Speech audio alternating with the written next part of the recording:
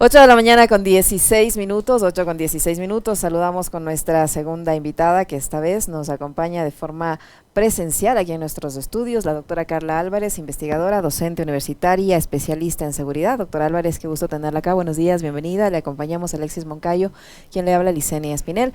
Empieza o ha surgido este debate en torno a los consecuencias en lo positivo y en lo negativo que va a generar esta decisión del presidente de la República de liberar el porte de armas en la población civil como una herramienta, dice el gobierno, de defensa ante la ola de inseguridad que estamos experimentando en todos los puntos del país. ¿Hasta qué nivel esto es verdad? ¿Se va o no a ser una herramienta de defensa, como dicen?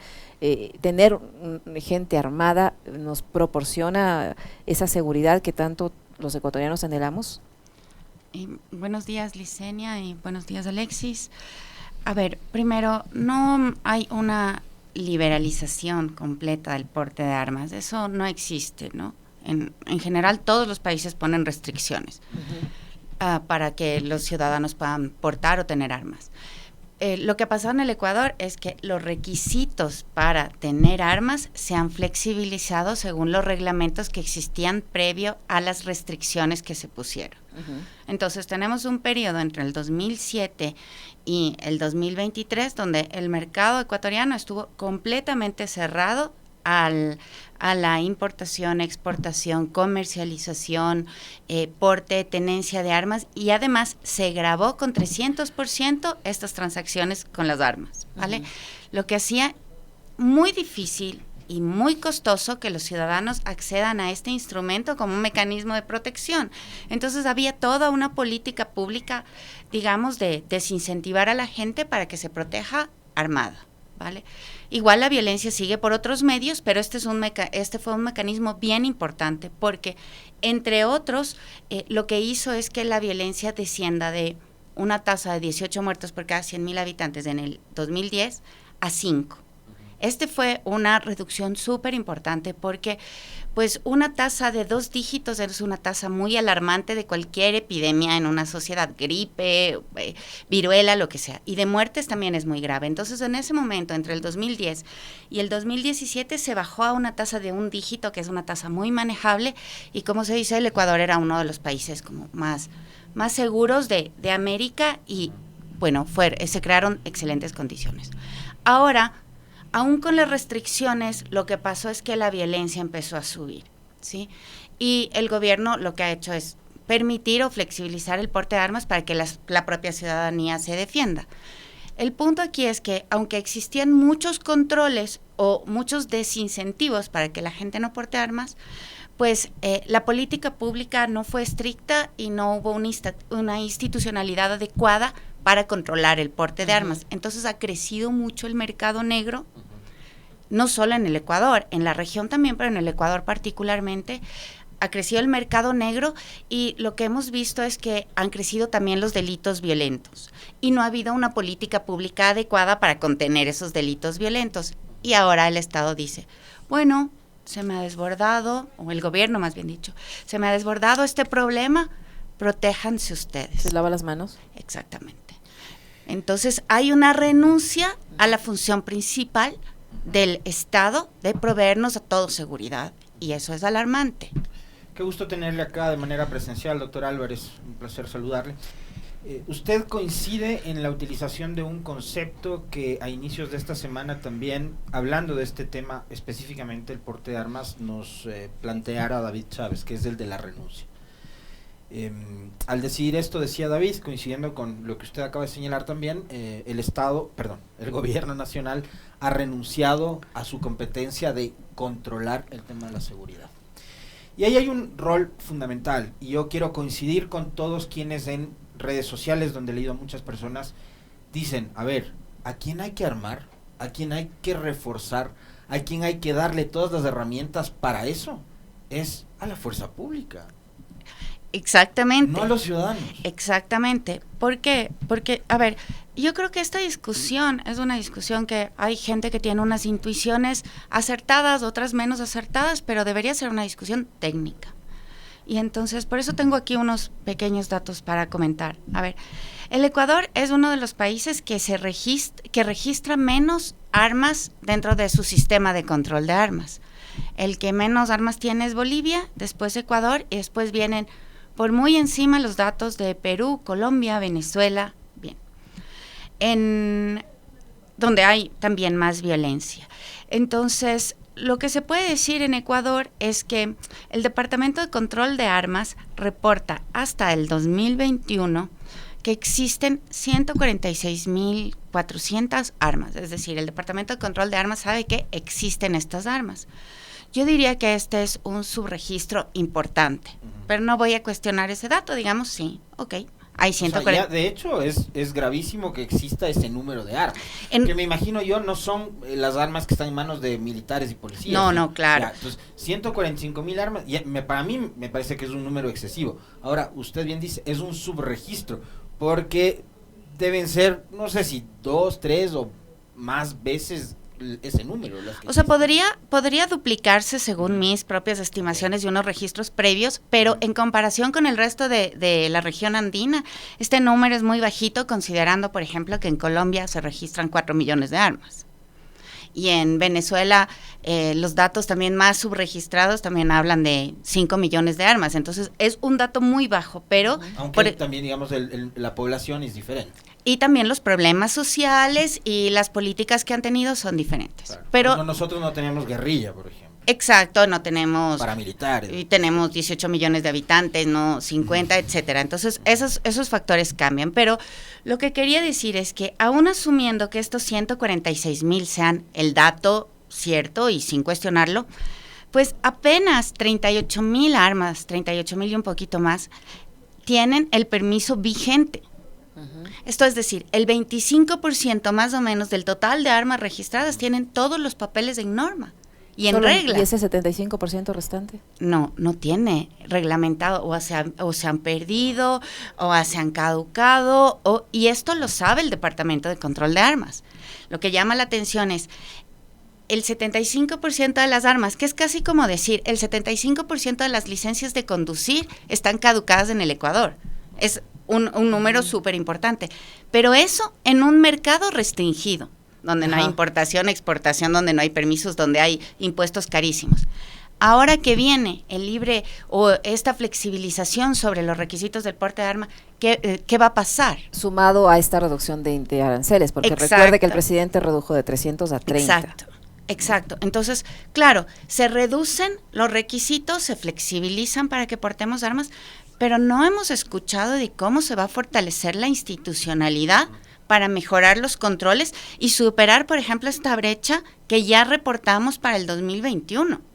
Eso es una cosa que no se ha dicho. Se ha dicho, miren, el Ministerio de Salud va a dar un certificado de que estamos hábiles mentalmente, va a dar un certificado de que no consumimos sustancias adictivas, ilegales al menos, y se va a dar un certificado de que sabemos disparar. ¿Vale? Y con eso y un par de cosas más, pues nos pueden dar el permiso. Pero no se dice cuánto dinero se le va a dar al Ministerio de Salud para que dé estos certificados. Porque se va a necesitar todo un pool o un grupo de psicólogos que estén haciendo exámenes a la gente que quiere pedir las armas. Y esos exámenes tienen que ser procesados. Y en algunos años pasados, ya se descubrió que había como una especie de mafia, de un grupillo de psicólogos que vendían sus servicios y vendían su firma para dar los permisos que antes también estaban, era un requisito que funcionaba antes.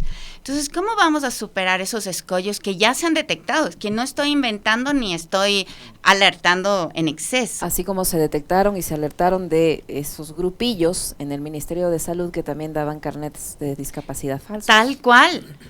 Entonces, nosotros lo que quiero decir es que una flexibilización debe ir de la mano con unos controles adecuados. Cualquier política pública no solo debe estar basada en el decirlo. Me parece que esta decisión del gobierno es también una declaratoria más. No viene acompañado ni de los presupuestos, ni de las campañas. No hay política pública, hay un pase de manos. Yo no pude, háganlo ustedes. Y casi que es casi que es así, este traspaso de responsabilidad que yo le llamo privatización de la seguridad. Y con una enorme carga política, además, en un momento coyuntural especial. Recordará usted, doctora Álvarez, que varias veces nosotros le invitamos acá en época de campaña presidencial en 2021. ¿Por qué? Porque el libre porte de armas era una de las propuestas de campaña del entonces candidato Guillermo Lasso, pedido ¿de quién? De los socialcristianos. Y hoy estamos en la coyuntura del juicio político. Entonces, tampoco, yo no voy a dejar de decir eso. Para mí esta medida, como usted bien dice, primero es un anuncio, es un titular. No viene acompañada de política pública, no va a haber personal ni en Ministerio de Salud que se incorpore, ni en Ministerio de Defensa que se incorpore para otorgar, analizar, revisar, personal técnico además, revisar permisos, sino que es un anuncio. Es un simple anuncio y no deja de ser un guiño político en coyuntura de juicio político en contra del presidente Lasso. Sí, y además que hay alguna gente, y yo entiendo que se siente súper insegura en las condiciones actuales, ¿no? Es que ¿Pero no un arma me va a dar seguridad? Ese es el punto. El punto es que hay una falsa sensación y claro, hay unas voces como de unos ciertos ciudadanos muy masculinizados que dicen, es que yo voy a proteger a mi familia, es que tengo el derecho de proteger, y suena como súper loable incluso, ¿no? Pero es que los datos muestran que portar un arma nos hace más vulnerables a la violencia y nos hacen más vulnerables a violencia letal y no letal de largo plazo. ¿Qué quiero decir con esto? Que cuando un ladrón entra a nuestra casa, pues si nosotros sacamos el arma, es posible que el ladrón que ya está como con toda la adrenalina encima, que tiene una posición estratégica dentro de nuestro territorio, Que no va solo y que está dispuesto a todo, además. Es posible que él dispare antes de que nosotros podamos, hasta que nos despertemos, entremos en razón de lo que está ocurriendo en nuestro hogar, hasta que encontramos dónde está el arma, pues es probable que recibamos un disparo y que moramos en ese intento o que tengamos una lesión de largo plazo. O que mueran los integrantes de la familia. Exactamente, incluso los mismos asaltantes. Entonces, los datos muestran que no es verdad que uno está más protegido con un arma. Uno estaba revisando un estudio ahorita y en el 2012 se hizo un estudio en Estados Unidos que decía que las personas que tienen un arma y que se han intentado defender de un asalto tienen muchísimas más probabilidades de morir, y que esa política de flexibilizar el porte de armas para autoprotegerse subió en un 8% la violencia en algunos estados en Estados Unidos. Entonces, pues estamos echándole gasolina al fuego, ¿no? Puede ocurrir, doctora Álvarez, lo que ha pasado en El Salvador, por ejemplo, cuando se flexibilizó también allí para que la gente pueda acceder a las armas. Mira lo que ha pasado con las pandillas, con las maras, y cómo luego Salvador se convirtió en lo que todos conocemos, que ahora está tratando supuestamente el señor Bukele de combatir, pero allí también se flexibilizó en un momento el porte de armas, y eso lo que provocó fue que las pandillas se armaran hasta los dientes. Exactamente, porque, y esto es una cosa bien importante de mencionar también, que los mercados legales son la fuente principal de abastecimiento de mercados ilegales, ¿sí? Entonces, si nosotros flexibilizamos el porte de armas, lo que puede pasar es que haya gente que comercialice de manera ilegal, que las importaciones puedan permitir abastecimientos a grupos ilegales, o que hayan desvíos, como ya está ocurriendo. En un mercado tan restringido, nosotros hemos visto desvíos de armamento oficial dentro de las cárceles, con los cuales se han cometido las grandes masacres.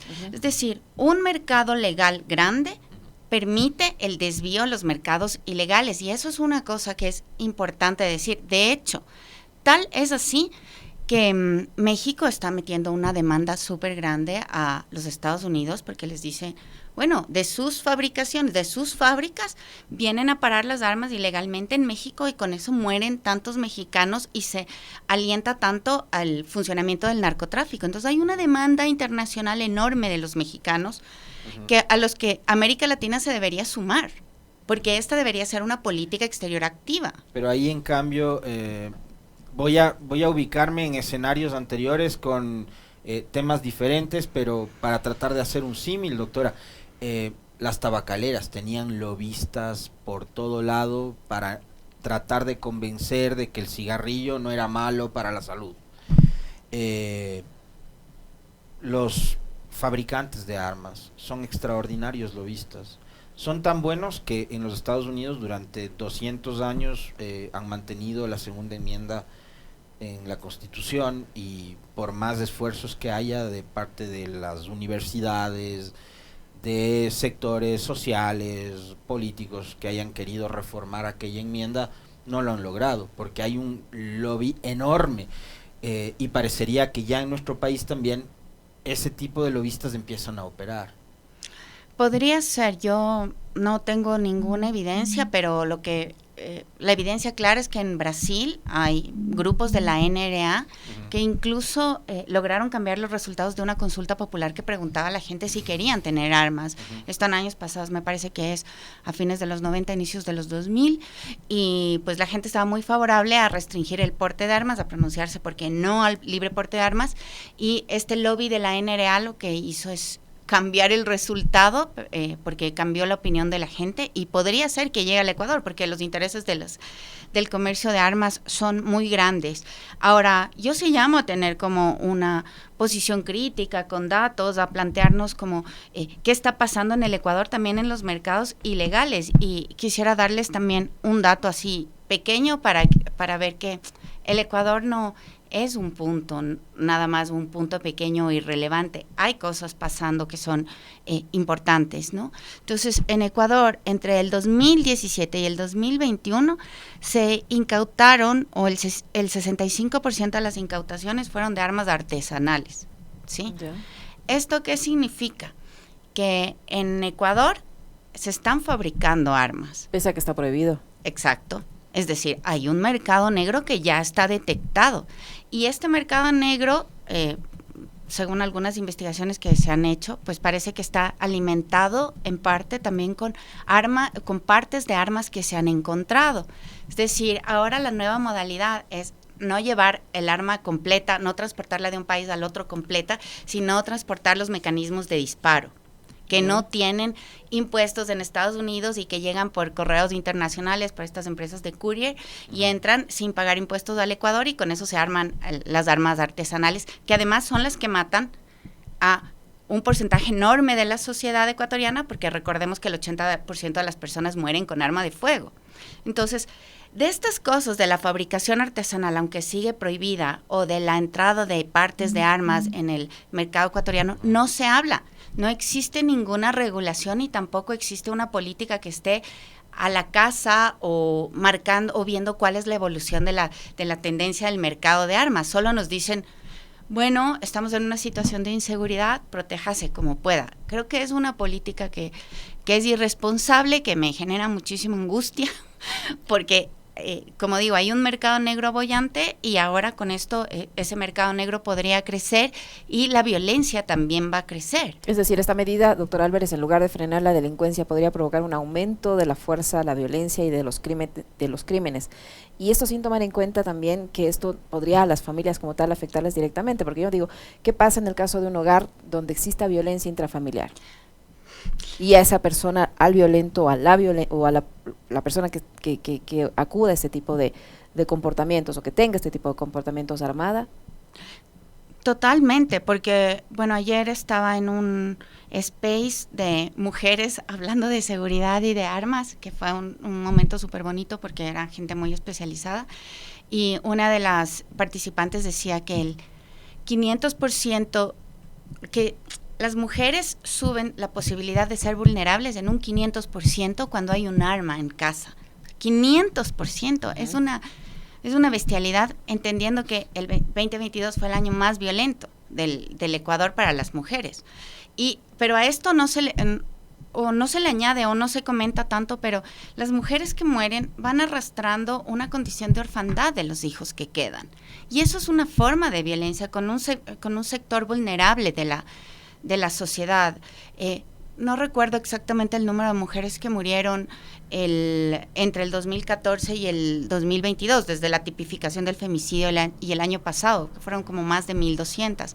Pero de esas mujeres dejaron más de 1,500 niños y niñas en la orfandad completa, ¿no? Porque la madre murió y el padre está preso, también murió. Entonces, claro, la violencia contra las mujeres no termina con el femicidio. sigue reproduciéndose en la sociedad, sigue lacerando a la sociedad. Entonces deberíamos reducir los mecanismos para poder violentar a las mujeres y para poder violentarnos unos entre otros. Eso deberíamos reducir, eso sería una política sensata, reducir la disponibilidad de instrumentos de la violencia, eso es lo que quiero decir. Ahora, a ver, a quienes son especialistas en determinada materia, he visto que ahora se le ha dado a cierto sector de la tuitosfera para empezar a criticar, ¿no? Entonces, viene Carla Álvarez a Pichincha, o viene Carolina Andrade, o Daniel Pontón, o cualquiera especialista en temas de seguridad, a dar su opinión sobre lo que está pasando en esa materia específica, y dice, bueno, mucho bla bla bla, pero cero acciones. Bueno, ustedes son analistas, pues, ¿no? Y son académicos, son catedráticos. Plantean una serie de diagnósticos y dicen, ¿dónde está la solución? Bueno, la solución tiene que dar el gobierno, pues. Y para que el gobierno dé soluciones, el gobierno debería estar, digamos, rodeado, conformado de funcionarios que estén capacitados. Ahora, yo le quiero plantear ahí una discusión que va más por el campo de lo político y que puede también llegar al tema de lo personal. Tenemos un secretario de seguridad que es más político que otra cosa, y que es más político, que se dedica, yo creería que a ratos a pensar, ¿ya?, más que a ejecutar, que es Diego Ordóñez. Cumple el rol de lo que debería ser un secretario de seguridad. En un momento dado en este país hubo un ministerio coordinador de seguridad. El rol de la Secretaría actual es algo parecido, por lo menos, a lo que hacía en su momento el Ministerio Coordinador, que justamente coordinaba acciones con defensa, con riesgos, con el Ministerio del Interior, Policía, Ejército, etcétera. A ver, creo que sí, es a todas luces claro que hay un déficit de cuadros preparados en el campo de la seguridad. O sea, esto no lo digo yo, todos lo podemos ver. Pese a que yo conozco a alguna gente que es una gente interesante, inteligente, propositiva, que está trabajando en las carteras de Estado relacionadas con la seguridad. Pero sí se puede decir que aunque esta gente esté en estos grupos y haga un buen trabajo, el total de la política no refleja una política pública coherente, consistente, medible, evaluable en el tiempo. También la Secretaría de Seguridad es la secretaría más reciente, ¿no? Porque es la que toma el puesto del Ministerio Coordinador de la Seguridad. Entonces, se crea, es la más reciente, entonces es el cuerpo de seguridad más pequeño, de seguridad civil, ¿no?, de manejo político de la seguridad, es el cuerpo más pequeño, más reciente, menos institucionalizado, y el que va a estar a cargo de la coordinación de todas las acciones responsables del porte de armas o del nuevo decreto 707. Y a la par crean también, digamos, el Ministerio del Interior, que también muestra sus debilidades. Porque es más un ministerio de la policía. Yo no me acuerdo quién fue el que nos dijo justamente eso, y no sé si usted coincide también con ese criterio, doctora, que el Ministerio del Interior es más un ministerio de policía, porque además así nació. Ministro Carrillo, comandante general retirado. Zapata, coronel retirado. Entonces termina siendo un ministerio de la policía. Totalmente, es un ministerio de la policía definitivamente, y que no tiene los enlaces necesarios con el Ministerio de Defensa, y quien está en la mitad, que debería generar todos los vínculos y los diálogos para que se opere articuladamente dentro del Estado, es la Secretaría de Seguridad, que tiene un funcionario que a todas luces tiene debilidad en el manejo de la seguridad, que es un personaje bastante más político que técnico en el campo de la seguridad. Entonces, vemos un manejo excesivamente político de la seguridad, y sí me parece que hay un déficit ahí. Creo que es preocupante también esta forma de manejar, pero no creo que vayamos a ver o a tener otros resultados, porque estamos en un momento excesivamente político, donde cualquier decisión que se toma está leída a la luz del juicio político. Entonces, las posibilidades de cambio en la conducción de la seguridad son difíciles, pero pienso que si hay una sucesión de cualquier tipo, el nuevo gobierno, las personas que tomen bajo su responsabilidad este campo, deberían pensar que esta política tiene que ser reevaluada de alguna manera. Muchísimas gracias, doctora Álvarez, por habernos acompañado y conversar de estos temas con nosotros. Gracias por estar acá. Gracias a ustedes. Muy gentil, doctora. La doctora Carla Álvarez, investigadora, docente universitaria y especialista en seguridad, ha estado aquí en Punto Noticias, primera emisión. Una brevísima pausa, regresamos para continuar hablando de este tema, pero desde la lógica de la psicología.